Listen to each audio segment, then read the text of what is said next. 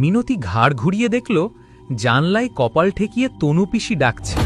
সেই ঘোলাটে চোখ বউ ভাতের দিন দেখেছিল, তারপর অনেক দিন পর আজ আবার দেখল। পরিবারের সকলে তনু পিসির ব্যাপারে চুপ, কিন্তু তনু পিসি এ ঘরে এলো কিভাবে? তবে এখন তনু পিসিকে দেখে মিনতির আর ভয় করছে না, কারণ অনু পিসির মুখমণ্ডলে ভয়ার্ত ভাব উড়ে গিয়ে অধিকার করে রয়েছে অসহায়ত্ব। মিনতি জানালার সামনে এসে দাঁড়ালো, অবাক হয়ে জিজ্ঞেস করল, তনু পিসি, তুমি এখানে ছিলে? নইলে কি আর উড়ে এলুম?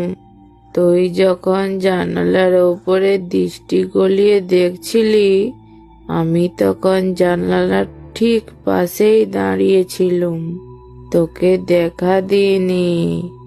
তাই বলো? আমি তো ভয় পেয়ে গিয়েছিলাম।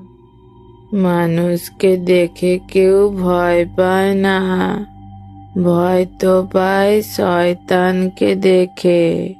তুই শয়তান দেখিসনি?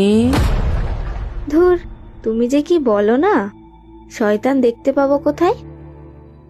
সব পাবি, এই বাড়িতেই শয়তানের বাস।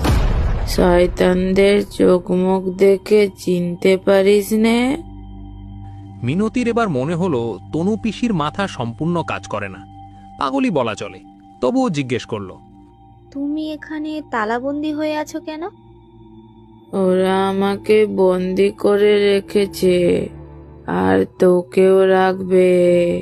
সময় থাকতে পালিয়ে যা এখান থেকে, পালিয়ে যা।